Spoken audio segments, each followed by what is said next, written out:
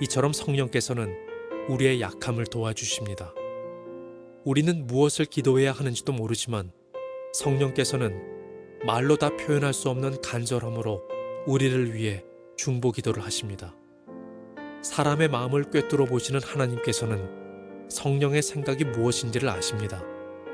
그것은 성령께서 하나님의 뜻에 따라 성도들을 위해 중보 기도를 하시기 때문입니다.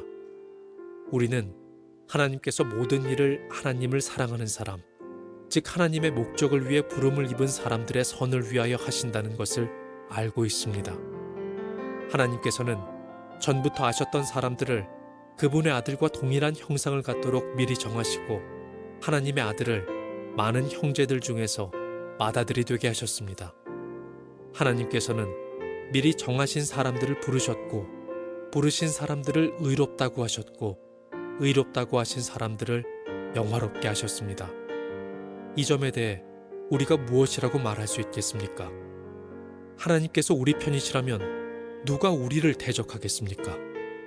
자기 아들까지도 아끼지 않고 우리 모두를 위해 내어주신 분께서 그 아들과 함께 우리에게 모든 것을 은혜로 주지 않으시겠습니까? 하나님께서 택하신 사람들을 누가 고소할 수 있겠습니까? 의롭게 하시는 분은 하나님이신데 누가 감히 죄가 있다고 판단하겠습니까? 죽으신 분은 그리스도 예수이십니다.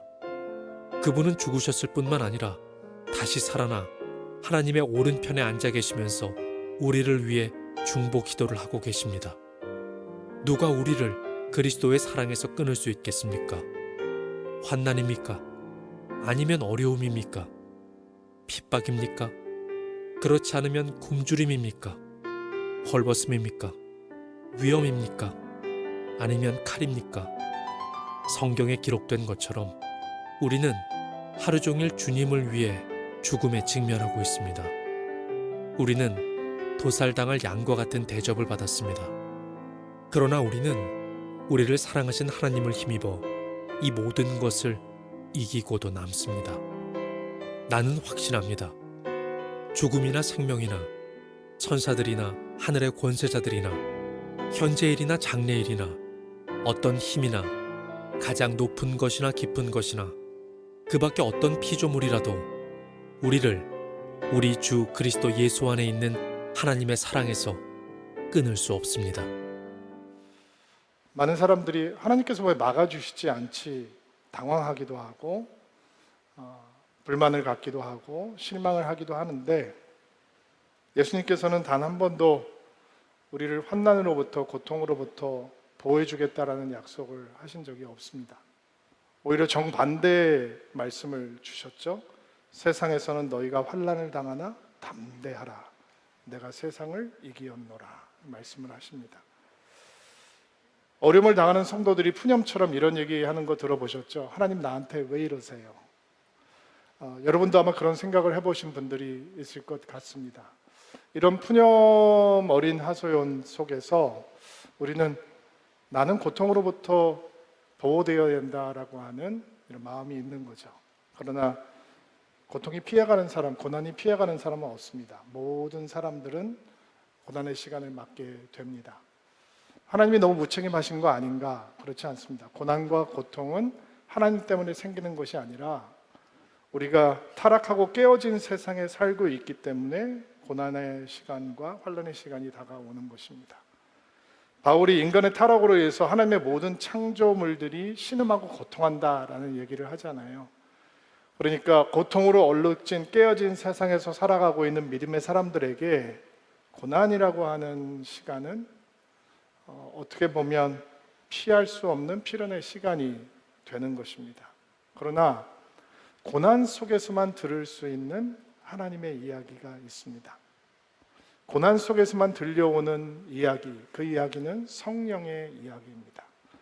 고난을 당하고 있는 성도들에게 힘들고 어려운 시간을 보내고 있는 성도들이 그들은 혼자 있는 것이 아니며 예수님과 함께 하나님과 함께하며 그들을 기쁜 마음으로 도와주시는 성령과 함께 있다라고 하는 것이 오늘 우리가 묵상하게 될 내용입니다. 고난 속에서 만나게 되는 더 깊은 이야기, 우리를 도우시는 성령의 이야기 속으로 한번 들어가 보도록 하겠습니다.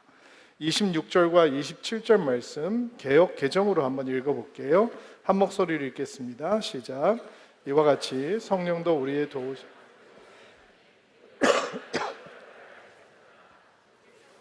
말할 수 없는 탄식으로 우리를 위하여 친히 간구하시니라.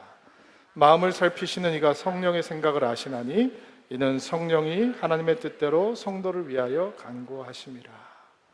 고난 속에서 만나는 첫 번째 성령의 이야기는 무엇인가? 우리가 어떤 기도를 해야 되는지도 모르는데 마땅히 빌 바를 알지 못하는데 우리를 말할 수 없는 간절함과 탄식으로 성령께서 우리를 위해서 기도해 주신다라고 하는 것입니다. 바울이 말하고 있는 연약함은 두 가지 의미를 가지고 있습니다. 고난을 당했는데도 기도하지 않는 연약함, 그리고 고난을 당했는데도 불구하고 제대로 기도하지 못하는 연약함. 많은 사람들이 내가 평소에는 기도를 잘 하지 못하지만, 많이 못하지만 고난의 시간이 다가오면 나도 뜨겁게 기도할 수 있을 거다라고 막연하게 생각을 합니다. 그런데 그렇지 않습니다. 평안할 때 기도의 훈련, 기도의 연습이 되어 있지 않으면 힘들 때도 기도할 수 없습니다. 근데 스스로 기도하지 못하는 연약함을 성령께서 말할 수 없는 탄식으로 중보기도 하심으로 도우신다는 거예요. 또 성령께서는 제대로 기도하지 못하는, 마땅히 빌 바를 알지 못하고 엉뚱한 기도를 하고 있는 성도들을 향해서도 도움을 주신다는 것입니다. 제대로 기도하지 못한다라고 하는 것을 사도 바울은 마땅히 빌 바를 알지 못한다라고 하는 표현으로 설명을 하고 있습니다. 그런 영적인 어리석음이 우리 안에 있다는 거예요. 고난이 다가왔는데 무슨 기도를 해야 되는지 분별을 할 수 없는 어리석음이, 우매함이 우리 가운데 있다라는 것입니다.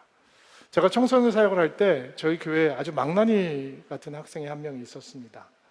이 아이를 보면서 저희 청소년 사역을 하고 있는 사람들이 이렇게 어린 아이가 어떻게 이렇게 악할 수 있을까? 참 우리에게 큰 마음의 부담이고 기도 제목이고 무거운 짐이었습니다. 이 아이는 거칠기로 하면 비교할 대상이 없을 정도고 학교에서도 사고 뭉치고 교회에서도 사고 뭉치고 주체할 수 없는 폭력성이 그 안에 있고, 이 분노가 터지기 시작하면 아무도 말릴 수가 없는 겁니다. 학교에서는 기물 파손은 물론이고 아이가 기절할 때까지 폭력을 행사하는 그런 아이였습니다. 교회에서도 마찬가지였습니다. 선생님을 구타했는데 얼굴이 피투성이가 될 만큼 선생님을 구타하는 그런 문제아였습니다. 아버님은 장로님이시고 어머님은 권사님이셨습니다. 그래서 이 아이가 감당이 안 되니까 이제 상담을 하기 위해서 권사님을 만났습니다. 아이에게 이런 문제가 있어서 조금 도움을 받으셔야 될 것 같습니다. 상담도 하고 해야 될 것 같습니다라고 하는 말씀을 드렸는데, 권사님께서 단호하게 우리 아이는 문제가 없습니다. 제가 매일 이 아이가 의사가 되기를 기도하고 있습니다. 이렇게 얘기를 하는 거예요. 마땅히 빌 바를 알지 못하는 우매함. 이 아이는 지금 의대를 가기 위한 기도가 필요한 아이가 아니라 하나님이 절박하게 필요한 아이였습니다. 그 안에 파괴되어 있는 인간성이 보통 사람들이 감당할 수 없는 것이었기 때문에 이 아이는 하나님의 은혜가 아니면 회복될 수 없는 길을 걸어가고 있었는데, 시한폭탄처럼 언제 사고가 터질지 모르는 그런 아이였는데 어머님은 매일 그 아이가 의대를 가게 해달라고 기도를 하고 있다는 것입니다. 오래전에 만났던 권사님 한 분을 기억합니다. 사위가 굉장히 부유한 분이셨습니다. 그런데 하나님을 두려워하지 않고 아내를 사랑하지 않고 아이들에게도 관심이 없습니다. 방탕하게 살아가고 있는 사람이었습니다. 그런데 권사님은 그 사위를 위해서 뭐라고 기도하냐면 그 많은 재산을 하나님을 위해 쓰게 해달라고 기도하신다는 겁니다. 11조를 하게 해달라고 기도하신다는 겁니다. 아내의 얼굴은 수심이 가득하고 우울증이 깊어서 방 바깥으로 나올 수가 집 바깥으로 나올 수 없는 상태이고, 아이들은 아버지 못지않게 방탕하고 세상을 사랑하고 하나님을 믿는 것에 관심이 없이 살아가고 있는데 그 권사님은 그 많은 재산의 일부를 하나님 앞에 드리는 기도를 하고 있다는 겁니다. 마땅히 빌 바를 알지 못하는 우매함이죠. 예수님께서는 제자들에게 내가 예루살렘에 들어본 고난을 받을 것이고 죽임을 당할 것이고 3일 만에 부활할 것이다. 예수님의 마지막 사역에 대해서 얘기를 하시는데 마땅히 빌 바를 알지 못했던 요한과 야고보는 엄마까지 대동하고 와서 주님의 영광 가운데 임하실 때 한 사람은 오른쪽에 한 사람은 왼쪽에 앉게 해달라라고 간구합니다. 이게 마땅히 빌 바를 알지 못하는 영적인 우매함입니다. 고난 속에 들어가 있는 성도들은 때로는 기도의 길을 찾지 못할 때가 있습니다. 아니 목사님, 고난 가운데 있으면 제일 중요하고 급한 기도는 고난을 빨리 통과하게, 고난이 빨리 끝나게 기도해야 되는 거 아닙니까? 그건 너무 쉬운 답인데요. 절박하게 절실하게 이 고난을 빨리 끝내주세요 라고 하는 기도가 우리가 해야 되는 기도가 아닌가요? 라고 생각을 할 수가 있는데, 고난을 만난 성도들은 고난이 빨리 끝나게 해달라는 기도보다 반드시 배워야 하는 더 중요한 기도가 있습니다. 며칠 전에 암 수술을 한 젊은 부부와 함께 기도할 기회가 있었습니다. 나이가 젊은데 암을 발견했으니 얼마나 놀랐겠어요? 깜짝 놀라고 두려운 마음이 많이 들었겠죠. 근데 수술 전에도 기도하고 수술 후에도 함께 기도하면서 늘 질병을 치유해야 되는 성도들에게 하는 권면의 말씀을 나누었습니다. 자매님, 형제님, 수술을 잘 받고 투병하고 온전히 치유되는 과정도 중요하지만 이렇게 힘들고 어려운 상황이 왔을 때 고난 속에서만 만날 수 있는 하나님을 꼭 만나야 합니다. 평안할 때는 만나지 못할 하나님이 고난 속에서 기다리고 계시기 때문에 그 고난을 그냥 마음 졸이고 발만 동동 구르면서 그냥 지나가면 안 되고, 그 고난 중에 우리를 만나주시는 하나님의 특별한 은혜를 반드시 체험해야 합니다. 그런 권면의 말씀을 나누었습니다. 고난이 지나면서 그냥 마음만 졸이다 끝나면 고난을 낭비해 버리는 겁니다. 고난을 빨리 끝내달라라고 하는 기도보다 더 중요하고 더 시급한 기도는 하나님, 고난 속에서 만날 수 있는 그 하나님 맛보아 알기를 원합니다. 그 고난을 통과하면서 정금 같은 믿음으로 세워지기를 원합니다. 하나님과 동행하는 능력을 배우기를 원하고 하나님을 뜨겁게 체험하는 그 기도가 먼저 더 중요하고 먼저 해야 되는 기도인 것입니다. 여러분, 성령이 말할 수 없는 탄식으로 하는 기도 속에서 우리는 고난을 빨리 통과하게 해달라라고 하는 기도보다 더 중요한 기도를 배우게 되는 것입니다. 다윗이 참 고난이 많은 사람이었잖아요. 그런데 다윗이 사울 왕에게 쫓겨다니면서 얼마나 이 광야에서 고생을 많이 했는지 더 이상 숨을 곳이 없어지자 그가 어디로 숨어 들어가냐면 적지로 숨어 들어가게 됩니다. 블레셋과 이스라엘은 원수 사이거든요. 다윗이 왜 유명해졌는가? 블레셋의 장수 골리앗을 죽였기 때문에 유명해졌잖아요. 사람들이 노래를 지어 불렀죠. 사울이 죽인 자는 천천히요, 다윗이 죽인 자는 만만이라. 공공의 적 1호, 블레셋 땅의 공공의 적 1호가 누구냐? 다윗이에요. 근데 다윗이 숨을 곳이 없자 블레셋 땅으로 숨어 들어갑니다. 그런데 어떻게 해요? 다윗이 블레셋 땅에서 너무 유명한 사람이에요. 들어가자마자 다윗이 죽인 사람은 만만이요 부르던 그 다윗이 블레셋 땅에 숨어 들어왔다는 이야기가 왕에게 전해집니다.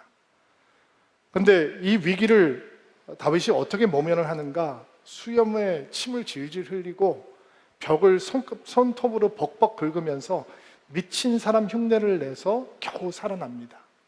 여러분, 생각해 보면 하나님의 마음에 합한 사람 다윗, 어떻게 이렇게 비참한 상태까지 떨어질 수 있는가? 어떻게 이게 조롱과 비웃음을 받는 인생으로 전락할 수 있는가 생각을 할 수 있는데, 다윗이 그렇게 블레셋 왕에게 조롱을 받고 쫓겨난 후에 그가 하나님께 기도하는 내용이 시편 34편입니다. 빨리 고통을 끝내달라라고 하는 기도가 들어가 있는지, 아니면 말할 수 없는 탄식으로 우리를 위해서 중보하는 성령의 기도가 다윗의 기도 가운데 있는지 한번 들어보시기 바랍니다.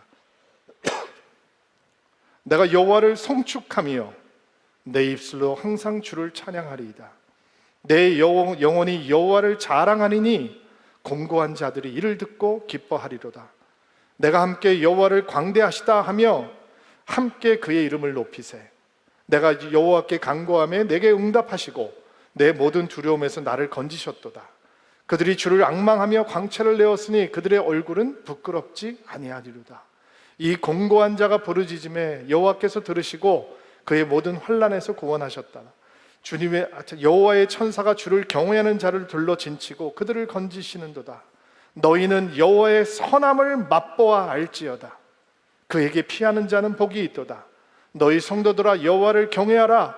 그를 경외하는 자에게는 부족함이 없도다. 젊은 사자는 궁핍하여 줄일지라도 여호와를 찾는 자는 모든 것에 부족함이 없으리로다. 이 다윗의 기도 속에서 상황에 매몰되지 않는 성령께서 일으키시는 기도가 있다는 것을 보게 됩니다. 스스로 기도할 수 없는, 기도해야 하는데 스스로 기도할 수 없는 연약함을 가지고 있는 성도에게, 제대로 기도해야 되는데, 제대로 구해야 되는데 엉뚱한 기도 속에 빠져 있는 연약함을 가진 성도들에게 성령께서는 말할 수 없는 간절함과 탄식으로 그들을 위해 기도하시면서 하나님의 뜻을 따라 중보하시면서 성도들을 돕는 것입니다. 여러분, 성령께서 탄식하신다라고 하는 말씀 속에는 우리의 상황을 안타까워하신다는 거잖아요. 그렇죠? 성령께서 우리의 눈물 때문에 탄식하시고, 우리의 아픔 때문에 탄식하시고, 우리의 두려움 때문에 탄식하시고, 우리의 어려움, 절박한 순간 때문에 탄식하시고, 우리의 괴로움 때문에 탄식하신다는 거예요. 그런데 성령께서는 우리의 눈물, 우리의 아픔, 우리의 두려움에 현혹되지 않으시고 무엇을 따라 기도하시는가? 아버지의 뜻을 따라, 하나님의 마음을 따라, 하나님의 뜻을 따라 기도해 주신다는 거예요. 왜? 그 기도가 하나님께서 들으시는 기도니까. 그를 향하여 우리가 가진 바 담대함이 이것이니 그의 뜻대로 무엇을 구하면 들으시리냐. 그러니까 성령께서 말할 수 없는 탄식으로 고난 중에 있는 성도들을 향해서 아버지의 마음을 따라 하나님의 뜻을 따라 기도하심으로 그들을 돕는다라고 하는 것이 성령께서 들려주시는 이야기입니다. 그러면 우리 가운데 이런 생각이 들 수 있잖아요. 목사님, 그러면 내가 기도하지 않아도 성령께서 말할 수 없는 탄식으로 기도하신다면 그럼 나는 그냥 가만히 있으면 되는 거 아닙니까? 성령께서 다 알아서 기도하고 계시는데 그렇지 않죠. 만약에 성령께서 우리에게 고난 중에 있는 성도들에게 들려주시는 성령의 이야기가 말할 수 없는 탄식으로 내가 하나님의 뜻을 따라 아버지의 마음을 따라 기도하고 있다라고 하는 말씀이라면 우리는 그 기도 속으로 들어가야 되는 것이고 그 기도를 배워야 하는 것이고 그 기도의 능력을 온전히 붙들어야 하는 것입니다. 어떻게 성령의 기도를 따라 들어갈 수 있는가? 기도할 때마다 내 생각대로 내달리지 아니하고 성령을 기다리는 연습을 하는 것입니다. 어떻게 하면 되는가? 여러분들이 우리가 기도할 때 절박한 기도 제목들이 있잖아요. 그것들을 하나님께 아뢰기 전에 성령님, 내 안에 이런 기도의 제목들이 있습니다. 이런 기도의 생각들이 가득합니다. 하나같이 다 나에게 중요하고 긴박한 일들입니다. 그런데 성령의 생각을 가르쳐 주십시오. 성령의 생각을 배울 수 있도록 도와주십시오. 내 생각을 따라 기도하지 않게 하시고 성령의 생각을 따라 기도할 수 있도록 도와주십시오. 내 마음이 많은 생각으로 가득한데 내 생각은 가라앉게 하시고 성령의 생각이 온전히 떠오르게 하셔서 그 성령의 생각을 따라 기도할 수 있는 은혜를 주십시오. 이렇게 성령을 기다리는 기도 속에서 우리를 향해 말할 수 없는 탄식으로 기도하는 아버지의 마음과 하나님의 뜻을 따라 기도하시는 성령의 기도를 배울 수 있는 것입니다. 자, 28절 개역 개정으로 읽어볼게요. 읽겠습니다. 시작. 우리가 알거니와 곧 그의 뜻대로 부르심을 입는 자들에게는 모든 것이 협력하여 협력을. 우리가 좋아하는 말씀이죠. 너무 좋아하는 말씀. 아멘. 일단 아멘으로 받읍시다. 우리를 향한 말씀이니까. 성경 말씀 가운데 가장 사람들이 사랑하는 말씀 가운데 하나예요. 모든 것이 합력하여 선을 이룬다. 이 말씀을 어떻게, 이 약속을 어떻게 사랑하지 않을 수 있겠어요? 좋아하지 않을 수 있겠어요? 아멘으로 받는 것이 당연하죠. 그런데 이 말씀이 조건부로 주어졌다라고 하는 것도 기억하셔야 돼요. 모든 사람들에게 공평하게 모든 것이 합력해서 선을 이룬다 이렇게 말씀하지 않으셨고, 하나님을 사랑하는 자, 그의 뜻대로 부르심을 입은 자에게 모든 것이 합력하여 선을 이룬다 이렇게 약속을 하고 있는 거예요. 그러면 하나님을 사랑하는 자, 그의 뜻대로 부르심을 받은 자들이 누군가? 하나님의 사랑을 믿음으로 받아들이고 주님을 사랑하는 삶을 살기로 헌신한 사람들, 주의 사랑을 받고 주님을 사랑하며 주의 말씀을 따라 살기를 간구하는 사람들에게 모든 것이 합력하여 선을 이루는 상황이 이루어진다라는 거예요. 그러니까 이걸 뒤집어 놓고 얘기하면, 합력해서 모든 것이 합력하여 선을 이룬다는 말씀은 어떤 고통도 어떤 어려운 상황도 하나님의 선하심을, 하나님께서 의도하시는 선함이 다가오는 것을 막지 못한다 이런 뜻이잖아요. 성령 고난 속에서 들려오는 두 번째 성령의 이야기는, 성령께서는 이 변하지 않는 하나님의 선하심을 향한 확실한 믿음을 주심으로 고난 중에 있는 성도들을 도우신다는 겁니다. 여러분, 고난 가운데 있으면 하나님께서 선하다고 잘 느껴지지가 않거든요. 근데 하나님의 선하심에 대한 확신이 없으면 소망의 끈도 끊어집니다. 하나님을 향한 기대감이 사라지죠. 상황은 나쁘지만 하나님은 여전히 선하신 분이다라고 하는 사실을 붙들고 있을 때 우리는 소망의 인내를 배울 수 있는 것입니다. 오직 성령의 도우심으로 하나님을 향한 흔들리지 않는 신뢰가 고난 중에 있는 성도들에게 주어지는 것이죠. 대표적인 케이스가 구약에 나오는 요셉이에요. 아버지의 사랑을 받던 아들이 형들의 미움을 받아서 노예로 팔려가고 죄수가 되고 감옥에 갇히는 신세가 되었어요. 그런 환경에 있는 사람에게 모든 것이 합력해서 선을 이룬다, 이게 어떻게 기쁜 마음으로 받을 수 있는 말씀이겠어요. 그런데 그가 이집트를 다스리는 총리 대신이 되고 큰 기근을 피해서 자기 형제들과 그 가족들을 다 이집트로 집단 이주를 시킨 다음에 아버지 야곱이 죽고 복수당할 것을 두려워하고 있던 형들에게 이런 말을 하죠. 당신들은 나를 해하려 하였으나 하나님께서 그것을 선으로 바꾸사 오늘날과 같이 많은 백성들의 생명을 구원하게 하려고 하셨습니다. 이런 얘기를 하는 거예요. 당신들은 악을 의도했지만 하나님께서는 그것을 선으로 바꾸셨다는 거예요. 요셉의 인생을 보면 챕터 1, 챕터 2, 챕터 3 넘어가면서 정말 나쁜 상황에서 더 나쁜 상황으로 치닫는 것 같아요. 그러니까 모든 것이 합력해서 선을 이룬다라고 하는 말씀은 이루어지지 않는 것 같아요. 그런데 보세요, 여러분. 성도의 삶, 하나님을 사랑하는 자, 그리고 하나님의 뜻대로 부르심을 입은 자들 삶 속에서 어떻게 모든 것이 합력해서 선을 이루게 되는가?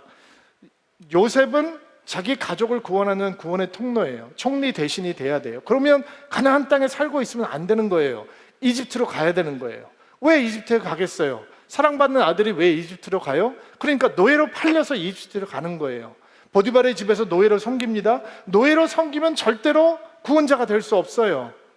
그러니까 누명을 쓰고 감옥에 들어가게 되는 거예요. 왜? 감옥에 들어가야 나중에 파라오의 꿈을 해몽해서 총리 대신이 될 수 있는 거예요. 근데 감옥에 들어가서 하나님께서 함께 하시니까 몇 사람을 도와주거든요. 꿈을 해몽하면서 도와줘요. 근데 그 꿈 해몽 때문에 풀려났던 사람이 나가면 나를 꼭 기억해달라고 하는 요셉의 부탁을 잊어버려요. 너무 기구하죠. 근데 그때 만약에 기억하고 요셉을 빨리 빼줬으면 파라오의 꿈을 해석할 수 있는 기회는 오지 않는 거예요. 그러니까 모든 상황이 합력해서 선을 이룬다라고 하는 것은 상황이 나빠질 때도 하나님의 선하심은 진행되고 있다라고 하는 믿음의 고백이 있어야 하는 거예요. 제 친구 목사님 한 분이 젊은 시절 청소년들을 수련회를 다녀오다가 차가 전복되는 큰 사고를 당한 친구 목사님이 있어요. 옛날 그 봉고차라는 게 있잖아요. 봉고차에 아들을 가득 채우고 고속도로를 달리는데 타이어가 터지면서 차가 전복돼서 큰 사고를 당했어요. 그런데 이 타이어가 왜 이렇게 터지게 됐냐면 아이들을 데리고 수련회를 가야 되니까 이 차를 교회 청년이 하는 정비소에다 맡기고 정비를 부탁을 했다는 거예요. 이 청년이 아이들을 사랑하고 교회를 사랑하는 마음으로 타이어를 교체를 해줬는데, 이 타이어를 봉고 타이어가 사이즈가 다 다르잖아요. 봉고 타이어를 끼워야 되는데 고급 승용차에다 집어 달 타이어를 달아줬다는 거예요. 아이들을 사랑하는 마음에. 근데 이 차 그리고 아이들의 중량을 견디지 못한 타이어가 터지면서 이제 차가 전복이 되고 큰 사고가 당한 거예요. 여름이었으니까 목사님이 창문을 열고 운전을 하고 하다가 차가 목사님 쪽으로 전복이 되니까 차가 이제 슬라이드를 하기 시작하는데 자기 손이 그 고속도로 바닥에서 긁히면서 이게 막 온갖 고통이 목사님이 경험하게 된 거죠. 근데 그 순간에도 이 목사님 얼마나 훌륭한 목사였는지 차가 아이들 쪽으로 뒤집어지지 않고 자기 쪽으로 뒤집어진 것을 감사하면서 그 고통을 경험했다는 거예요. 체험했다는 거예요. 이제 사고가 났으니까 경찰이 오고 구급차가 왔는데 아이들이 막 구급차를 타고 병원으로 가고 자기가 마지막에 이제 치료를 하러 가야 되는데 자기가 봐도 자기 손이 내가 이 손을 제대로 쓸 수 있을까라고 할 정도로 만신창이로 볼 수 없는 상황이 된 거예요. 그리고 그 응급 요원들이 이게 지금 대형 병원, 종합병원을 가야지 이 수술을 할 수 있는데 너무 멀리 떨어져 있어서 이 급한데 어디로 이 사람을 데리고 가야 되는지 자기네들끼리 막 의논을 하고 있는 소리를 들으면서 하나님을 향한 원망이 조금 올라오더래요. 그리고 오밤중에 어느 시골 병원을 찾아 들어갔는데 겉에서 병원을 보니까 기가 막히더래요. 이런 데 들어가서 내가 수술을 받는다고? 이게 제대로 수술을 해줄 수 있을까? 지금 봐도 뭐 이게 난리인데 이거 여기서 수술을 받고 내가 어떡하지? 여기서 대강 그냥 피만 멈추고 수술을 한 다음에 서울 가서 다시 수술을 받아야 되겠다라고 생각하면서 수술실에 들어가서 수술을 받았어요. 긴 시간 동안 수술을 받고 아침이 돼서 일어나가지고 이 병원 로비에 와서 벽에 붙어있는 사진을 보고 이 목사님이 깜짝 놀랐대요. 왜 놀랐느냐? 이 병원은 어설프게 보이는 시골 병원은 어떤 전문 병원이냐면 손 재건 수술을 하는 전문 병원이었던 거예요. 말할 수 없이 망가졌던 손과 그 애프터 사진이 비포 앤 애프터가 벽에 쫙 붙어 있더래요. 거기 일하는 선생님이 김사부였던 거예요. 그리고 자기 손을 보면서 종합병원에서도 할 수 없는 놀라운 재건 수술을 해준 그 시골 의사 선생님, 모든 것이 합력해서 선을 이루시는 하나님의 은혜, 바로 그런 은혜인 거죠. 성령께서 하나님을 사랑하는 자, 하나님의 뜻대로 부르심을 받은 자들에게 어떤 성령의 이야기를 들려주시는가? 하나님의 선하심은 어떤 고난의 상황 속에서도 흔들리지 않는다라고 하는 믿음을 확고하게 심어주시는 것입니다. 자, 29절부터 30절 말씀도 한번 묵상해 봅시다. 29절부터 30절 말씀 개역 개정으로 읽을게요. 읽어주시겠어요? 시작.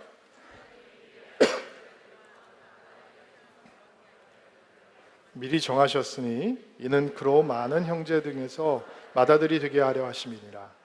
또한 미리 정하신 그들을 또한 부르시고 부르신 그들을 또한 의롭게 하시고 의롭게 하신 그들을 또한 영화롭게 하셨느니라. 사도 바울이 성도들에게 임한 하나님의 놀라운 구원의 은혜를 이렇게 단계적으로 보여줘요. 하나님께서 미리 아셨고 예지하셨다는 거죠.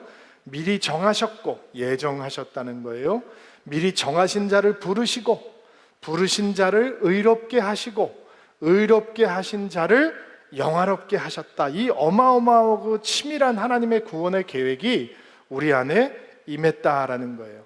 이런 구원의 은혜 주신 이유가 무엇이냐? 그 이유를 사도 바울은 어떻게 설명을 하고 있냐면 하나님의 아들의 형상을 본받게 하기 위해서였다라는 거예요. 여러분, 고난을 낭비할 수도 있어요. 고난이 끝났는데 아무것도 남지 않는 거죠. 분노만 남고 원망만 남는 거죠. 많은 사람들이 고난 속에 고난을 낭비하는 이유는요, 힘이 안 빠지기 때문이에요. 교정의 시간이 있으려면 힘이 빠져야 되거든요. 교정, 커렉션이 일어나려면 우리 힘이 빠져야 돼요. 근데 저를 포함해서 여기 있는 모든 분들이 다 자기 잘난 맛에 살잖아요. 내 생각이 최고의 생각이고 내 계획이 가장 옳고 내 목표가 절대 가치이고 내 길이 가장 선한 길이라고 하는 편견이 우리 안에 다 있단 말이에요. 힘이 가득 차 있는 거죠. 근데 그 힘이 빠져야지 교정의 시간이 주어지는데, 그 힘이 빠지려면 가장 좋은 하나님의 툴은 고난이라고 하는 시간이에요. 그동안 우리가 가지고 있었던 고집, 집착, 오기 같은 것들의 힘이 언제 빠지는가? 편안할 때는 안 빠지고 고난이 다가오면 힘이 빠지게 되는 거예요. 고난 속에서 듣는 성령의 이야기는 무엇인가? 고난을 통해 성령께서는 우리가 예수의 형상을 닮은, 예수를 닮아가는 사람이 되기를 원하신다는 성령의 이야기죠. 결혼은 기쁨이에요. 그렇죠? Thank you. Bless you. 아멘 한 분이 혹시 싱글이면 어떡하죠? 결혼은 기쁨이에요. 근데 결혼은 고난이기도 해요. 사랑하는 사람과 함께 사는 것이 어떻게 고난이 되는가? 왜냐하면 힘이 빠지지 않기 때문이죠. 결혼 생활을 하다 보면 권태기도 만나고 서로에게 실망하는 시간도 있고 서로에 대한 사랑보다는 미움을 더 많이 느끼는 시간도 만나게 되고 서로에 대해서 무관심해지는 시간도 생기게 되고 심하게 갈등하는 때도 만나게 됩니다. 그런데 이런 고난의 시간을 겪는 부부가 고난 속에서 들려주는 성령의 이야기를 듣지 못하면 서로를 향한 원망, 미움, 분노, 한 이런 것만 남겠죠. 근데 성령께서 고난 가운데 우리에게 예수의 흔적을 남기시는 하나님이시라면 우리는 고난 속에서 우리 안에 예수의 형상으로 충만케 하시는 그 성령의 은혜를 구할 수 있고 붙들 수 있고 의지할 수 있을 것입니다. 고난이 지나고 나면 예수가 남아야 됩니다. 여러분, 이 말씀을 여러분 영혼 가운데, 마음 가운데 굳게 심으셔야 합니다.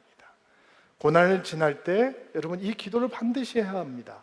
예수의 흔적이 남게 하옵소서, 예수를 닮아가게 하옵소서, 예수의 형상이 우리 가운데 충만하게 하옵소서. 지금까지 고난을 한 번도 경험해보지 못한 사람은 여기 한 사람도 없죠. 크고 작은 고난의 파도를 맞아보셨어요? 자, 무엇이 남았어요? 예수가 남았나요? 목사님, 예수가 안 남은 것 같습니다. 이렇게 생각하는 분들이 분명히 계실 거예요. 걱정하지 마세요. 고난은 또 와요. 또 와요.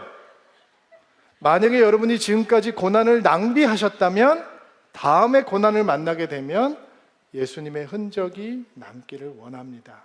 그래서 5년 결혼 생활 한 사람보다 40년 결혼 생활하고 하나님을 붙들고 있는 부부들이 조금 더 내 남편이 그래도 예수님 조금 닮아가요, 내 아내가 그래도 조금 더 예수님 닮아가요 라는 고백을 할 수 있는 것입니다. 고난이 지나면서 뭐가 남아야 된다고요? 예수의 흔적이 남아야 합니다. 그것이 성령의 역사입니다. 35절부터 39절 말씀, 35절부터 39절 쉬운 성경으로 읽을게요. 시작. 누가 우리를 그리스도의 사랑에서 끊을 수 있겠습니까? 환난입니까? 아니면 어려움입니까? 핍박입니까? 그렇지 않으면 굶주림입니까? 헐벗음입니까? 위험입니까? 아니면 칼입니까? 성경에 기록된 것처럼 우리는 하루 종일 주님을 향해 죽음에 직면하고 있습니다. 우리는 도살당한 양과 같은 대접을 받았습니다. 그러나 우리는 우리를 사랑하신 하나님을 힘입어 이 모든 것을 이기고도 남습니다. 나는 확신합니다. 죽음이나 생명이나 천사들이나 하늘의 권세자들이나 현재일이나 장래일이나 어떤 힘이나 가장 높은 것이나 깊은 것이나 그 밖에 어떤 피조물이라도 우리를 우리 주 예수 그리스도 예수 안에 있는 하나님의 사랑에서 끊을 수 없습니다. 누가 우리를 하나님의 사랑에서 끊을 수 있습니까? 환난입니까? 어려움입니까? 핍박입니까? 굶주림입니까? 헐벗음입니까? 위험입니까? 칼입니까? 죽음입니까? 생명입니까? 천사들입니까? 하늘 위의 건세자들입니까? 현재 일입니까? 장래 일입니까? 어떤 힘이나 높음이나 기쁨과 어떤 피조물도 우리 주 그리스도 예수 안에 있는 하나님의 사랑에서 우리를 끊을 수 없습니다. 아멘. 고난 속에서 들려오는 성령의 이야기는 끊을 수 없는 하나님의 사랑이 우리 안에 있다라고 하는 이야기입니다. 왜냐하면 고난 속에 있으면 버림받았다라고 하는 느낌을 받게 되거든요. 유명한 영국의 설교자였던 마틴 로이스 존스 목사님은 하나님을 진짜 사랑하고 믿는 사람들을 알 수 있는 가장 좋은 방법은 고난에 반응하는 것을 보면 된다라고 말씀했습니다. 많은 사람들이 나는 버림받았구나, 사랑받지 못하구나 라고 생각을 해요. 그러나 정반대의 말을 사도 바울은 전해주고 있습니다. 무엇도 하나님의 사랑에서 우리를 끊을 수 없습니다. 우리가 지금 7장에서 무슨 고백을 들었어요? 오라 나는 공고한 사람이로라. 내가 원하는 것은 하지 못하고 도리어 내가 미워하는 것을 행하는 나는 공고한 인생이다. 이 사망의 몸에서 누가 나를 구원할까? 이런 절박한 성도의 고뇌가 있었죠. 그러나 사도 바울이 이제 뭐라고 선포하느냐? 그 무엇도 우리를 하나님의 사랑에서 끊을 수 없다라는 것입니다. 여러분, 사도 바울이 편지를 쓰면서 저는 이런 상상을 해보았습니다. 혹시 스데반의 얼굴을 떠올린 것은 아닐까? 첫 번째 순교자였던 스데반이 사람들이 던진 돌에 맞아 피 흘려 죽어가는 것을 바라보면서 그것을 주도하고 책임졌던 사람이 누구예요? 바울이었거든요. 사울이었단 말이에요. 그 스데반이 해처럼 밝은 얼굴을 하면서 하나님이 영광에 앉으신 예수 그리스도를 받으면서 내 영혼을 받아달라고 하는 마지막 기도 순간에 그 사람에게 돌을 던지도록 명령했던 사람이 누구예요? 바울이었단 말이에요. 그의 그런 어두운 과거도, 부끄러운 과거도, 그 무엇도 우리를 하나님의 사랑에서 끊을 수 없습니다. 이게 고백이에요. 고난에서 들려오는 성령의 이야기는 우리는 그 사랑 안에 있으며 그 무엇도 우리를 하나님의 사랑에서 끊을 수 없다라고 하는 확신에 찬 이야기입니다. 여러분, 오늘 어떤 성령의 이야기가 여러분 가운데 필요하십니까? 성찬의 자리로 나아가면서 오늘 로마서를 통해서 들려오는, 고난 중에 들려오는 성령의 이야기가 여러분의 이야기, 나의 이야기가 되는 은혜가 있게 되기를 주의 이름으로 축복합니다.